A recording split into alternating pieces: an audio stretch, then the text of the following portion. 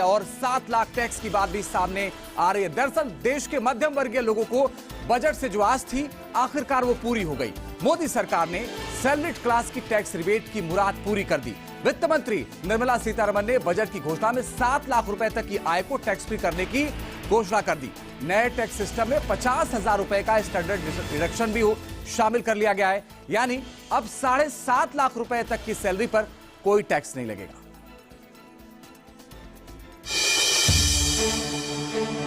The rebate limit to 7 lakh.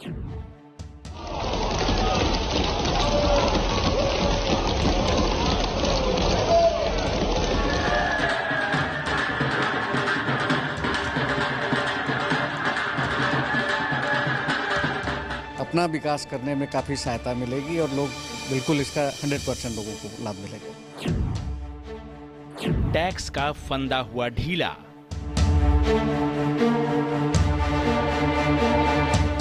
फतेह होगा 2024 का किला।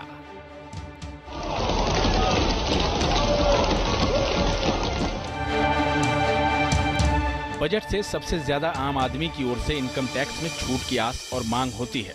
Salaried class लंबे समय से बजट में टैक्स रिबेट बढ़ाने की मांग करता आ रहा था। आखिरकार मोदी सरकार ने उसकी सुन ही ली।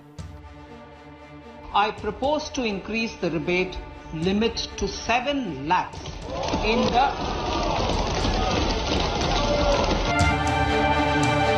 लोकसभा चुनाव 2024 में हैं, लेकिन मोदी सरकार ने मिडिल क्लास को साधने का बड़ा दांव अभी से चल दिया है। वित्त मंत्री निर्मला सीतारमण ने नया इनकम टैक्स स्लैब पेश किया है, जिसमें मध्यम वर्गीय परिवार का खास ख्याल रखा गया है। अब सालाना 7 लाख रुपए की इनकम पर कोई टैक्स नहीं देना पड़ेगा।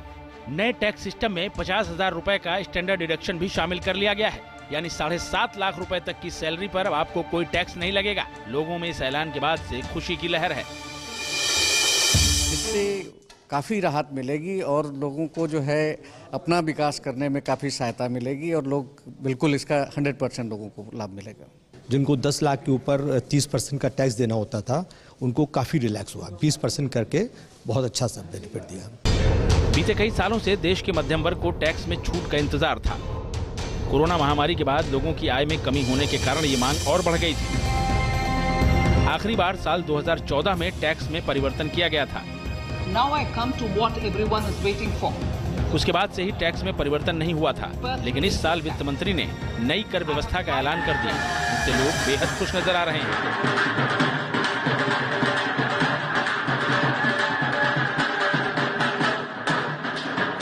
इस बजट में की जितनी तारीफ की जाए कम है।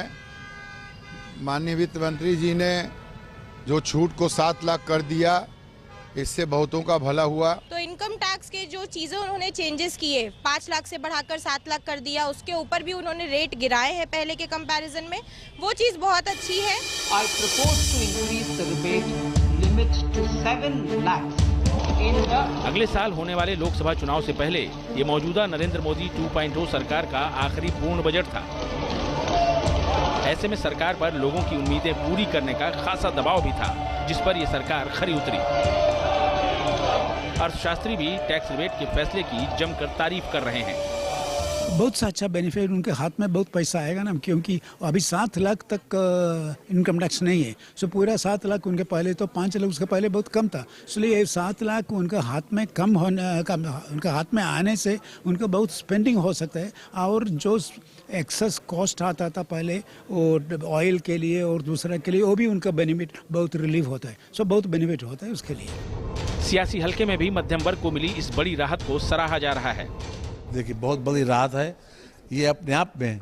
लोगों को की जेब में परचेजिंग पावर बढ़ाएगी, और जब परचेजिंग पावर बढ़ती है तो मांग बढ़ती है, और जब मांग बढ़ती है तो उसी हिसाब से उद्योग धंधे बढ़ते हैं, वो फलते फूलते हैं। तो ये कुल मिलाकर एक बहुत बड़ा कदम है जो एक आम आदमी को फायदा पहुंचाने वाला है। भारत एक चमकता हुआ सितारा आगे भी रहेगा, तो इसलिए हमें बजट को पूरी तरीके से प्रशंसा करनी चाहिए, क्योंकि इस बजट के द्वारा एक स्थिरता और एक संतुलन माननीय वित्त मंत्री जी ने दर्शाया है। मुझे पूरा विश्वास है कि आज जो हम चमकते सितारे हुए हैं, भविष्य में भी हम चमकते सितारे। मध्यम वर्ग की एक बड़ी आबादी टैक्स पेयर्स के दायरे में आती है, यानी मतदाताओं का एक बड़ा तबका इस वर्ग से आता है जो सरकार बनाने में अहम भूमिका निभाता है। बढ़ती महंगाई के दौर में इस मध्यम वर्ग को बजट में टैक्स छूट मिलने की बड़ी आस थी। मोदी सरकार ने उस आस को पूरा भी किया और 2024 की चुनावी महाभारत के लिए मास्टर स्ट्रोक खेल दिया। जानकारों का मानना है कि 2024 में इस फैसले का असर देखने को जरूर मिलेगा। Team news nation. देखिए, आम लोगों की भाषा में अगर बात करें तो अगर आपकी इनकम 7 लाख रुपए से नीचे है तो आपको कोई टैक्स नहीं देना होगा, आपको छूट मिलेगी। लेकिन अगर आपकी इनकम 7,50,000 है तो ऐसा नहीं है कि आपकी 7 लाख की कमाई पर टैक्स नहीं लगेगा, बल्कि टैक्स का कैलकुलेशन किया जाएगा। कैसे, वो आइए आपको समझाने की कोशिश करते हैं। दरअसल देखिए, इनकम टैक्स की अगर हम बात करें तो 7 लाख और 50,000 रुपए स्टैंडर्ड डिडक्शन, यानी 7.5 लाख अगर है तो आपको टैक्स नहीं देना होगा। लेकिन अगर इससे ज्यादा 3 लाख इससे ज्यादा है तो 0%, अगर 3 से 6 लाख है तो 5% आपको टैक्स देना होगा। साथ ही 6 से 9 लाख अगर है तो 10% टैक्स देना होगा। 9 से अगर 12 लाख तक इनकम है तो 15% टैक्स देना होगा। और अगर 12 से 15 लाख है तो 20%, और 15 लाख से ऊपर है अगर आपकी इनकम तो आपको 30 लाख रुपए टैक्स देना पड़ेगा। इसमें और ज्यादा क्या बदलाव हुआ वो अभी आपको बताते हैं। देखिए, 7.5 तक पर तो कोई टैक्स नहीं है, लेकिन अगर आपकी कमाई 8 लाख है तो क्या होगा ये आपको बताते हैं। शुरुआत के 3 लाख में आपको कोई टैक्स नहीं देना है। इसके बाद 3 से 6 लाख पर 5%, यानी आपका 15,000 रुपए कट जाएगा टैक्स। और अगर 6 से 9 लाख रुपए ज्यादा है तो 10%, कुल 20,000 रुपए टैक्स कटेगा। और साथ ही अगर 6 से 9 लाख है तो इसके जो कुल टैक्स कटने की बात है, जो रकम है वो 35,000 रुपए है। तो इस तरह से आप आम भाषा में समझिए कि ये पूरी तरीके से टैक्स जो है वो आप अगर 7 लाख, 7.5 लाख या 8 लाख रुपए तक, आप 8 लाख से ज्यादा इनकम